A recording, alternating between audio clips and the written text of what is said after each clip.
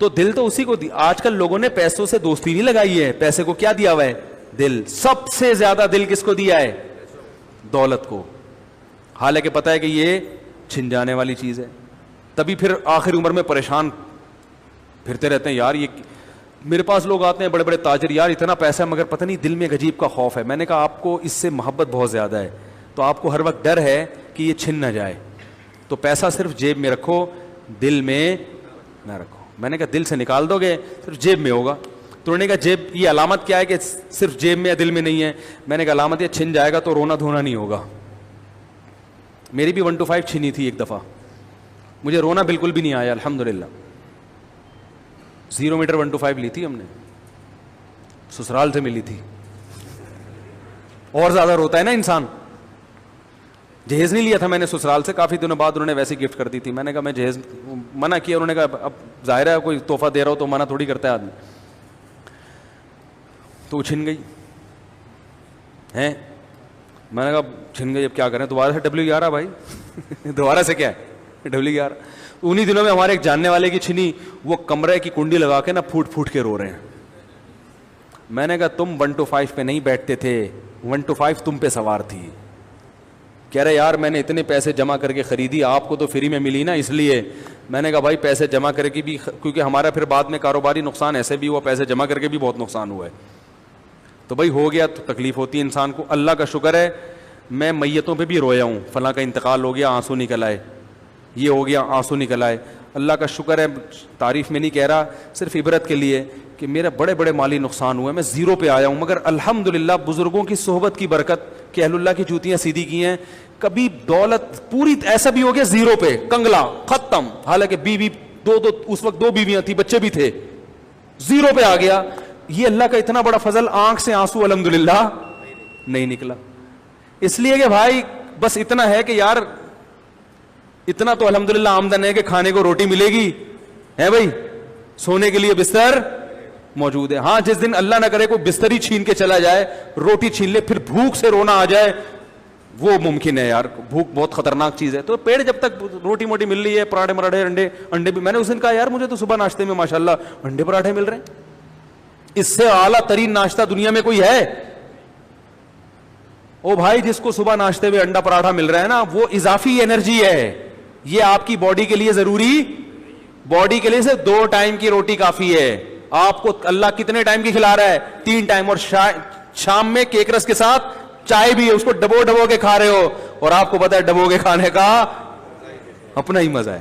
اتنا مزہ یار ڈبو کے کھانے کو مل رہا ہے یار, پھر ٹینشن کس بات کی؟ وہ سنا ہے نا لطیفہ ڈبو کے کھانے والا؟ جنہوں نے نہیں سنا ہاتھ کھڑا کریں. بہت سے لوگوں نے نہیں سنا بھائی. وہ ایک آدمی کہیں رشتہ لینے کے لیے گیا, لڑکی کے ابا نے اس کے سامنے چائے لا کے رکھ دی, بسکٹ لا کے رکھ دیے نا, تو وہ بسکٹ چائے میں ڈبو ڈبو کے کھانے لگا. صحیح. لڑکی کے ابا کو برا لگا, یار ایٹیٹیوڈ, کوئی آداب, کوئی تمیز ہی نہیں ہے, ایسے اسٹائل سے کھاؤ, یوں کر کے آدھا بسکٹ کھاؤ آدھا چھوڑ دو, تاکہ ایسا نہ لگے بھوکے کو کبھی کم وقت کو بسکٹ ملا ہی نہیں ہے, ایسا نہ ہو. تھوڑا سا ہڈیوں میں گوشت چھوڑ دو, ٹھیک ہے. اور یہ چمچے بھر بھر کے چینی کے نہیں ڈالو چائے میں, یہ بھی آج کل اس سے بھی رشتوں کا انکار ہو جاتا ہے. آپ کسی کا رشتہ لینے جاؤ نا تو وہ چائے لا کے رکھے پھیکی پی لو, اس سے انکار نہیں ہوگا. حالانکہ اس میں خطرہ ہے کہ شوگر کا مریض ہے, مریض کو دے دیں گے, وہ کوئی مسئلہ نہیں ہے. لیکن اگر آپ نے 3 چمچے چائے کے بھر بھر کے ڈال دیے, کہیں گے یہ پینڈو ہے. صحیح ہے نا؟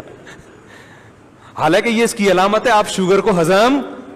تو یہ کچھ ٹیکنیکل طریقے ہوتے ہیں, ہم نے شادیاں ودیاں بہت کی, ہمارے تجربے بہت ہیں.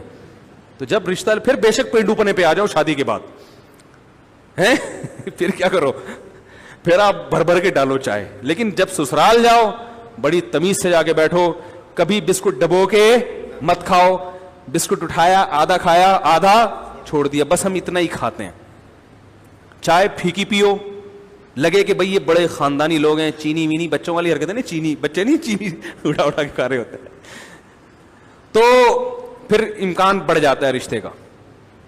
تو وہ کیا کر رہا ہے اس بیچارے کی, اس کو یہ مجھ سے ملا نہیں تھا وہ پہلے کبھی, میں اس کو بتاتا, وہ ڈبو ڈبو کے اس نے کھانا شروع کر دیا. باہر نکلا, لڑکی کے ابا نے انکار کر دیا رشتے کا. تو وہ باہر نکل کے لڑکی کے ابا سے کہتا ہے افسوس تو بہت ہوا, مگر ڈبو کے کھانے کا اپنا ہی مزہ ہے. ڈبو کے کھانے کا اپنا ہی مزہ ہے.